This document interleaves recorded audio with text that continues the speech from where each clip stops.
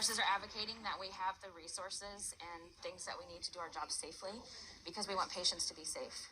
Thousands of nurses across the metro fighting for higher wages and more support.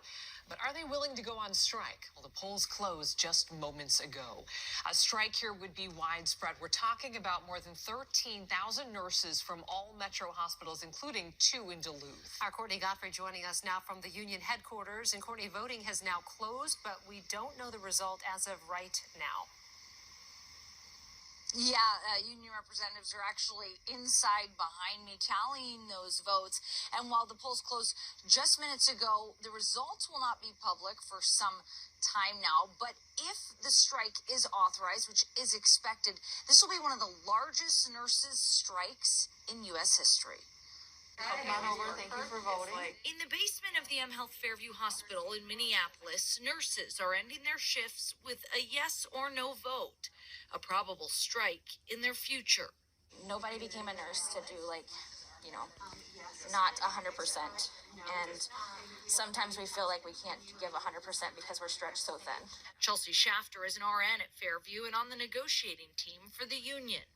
She says they're fighting for a say in staffing levels, better benefits, as well as significant pay increases, all in an effort to attract and retain more people. Hospital leaders have said the wage increase they're looking for, at one point over 36% over 3 years, is unrealistic and unaffordable. The employer likes to focus on it being wages, but it's about keeping nurses here at the bedside because we've seen the mass exodus of nurses over these past couple years, and we want nurses to work in the bedside. While at an informational picket in June, executive greed was blamed. Many metro hospitals say they haven't turned a profit in a while. Fairview, for example, claiming more than $160 million in losses the first half of this year. Shafter, however, says the environment they're in now isn't sustainable. We're doing this for the patients to ensure that the environment they come in to get help is safe and that nurses are able to care for them the way they should be cared for.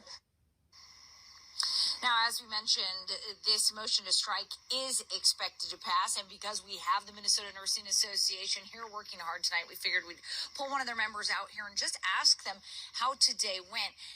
Angela Schroeder Malone joins me now. She's a nurse at Abbott. Angela, what was turnout like today? You guys have more than 13,000 members across Minnesota. What was turnout like? Turnout was great. We had multiple sites throughout the area, and overwhelmingly, nurses turned out in force. And why can't we know the results right now? We're past 10 o'clock. The polls are closed. Why can't we know right this moment? It's because there's a certain order that things need to be done. The first people that need to be told are, of course, our nurses. Then we tell our employer, and then, of course, we let it out to the press and to the public. And what a lot of people in the public don't know is that just because you guys, if they do pass it as expected, just because you authorize the strike doesn't mean you won't be showing up to work tomorrow. Correct. We have to give a 10-day notice to allow the hospitals to prepare, and that's for patient safety.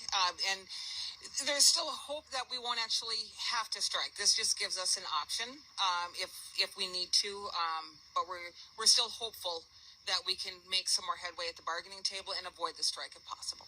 All right, there you have it from Angela, a nurse who's working on the front lines. We'll keep you posted tomorrow. They are having a press conference at 8:30 tomorrow morning here at headquarters with any updates on the vote. Guys, back to you in studio. All right, thank you, Courtney. For the first time today, we are hearing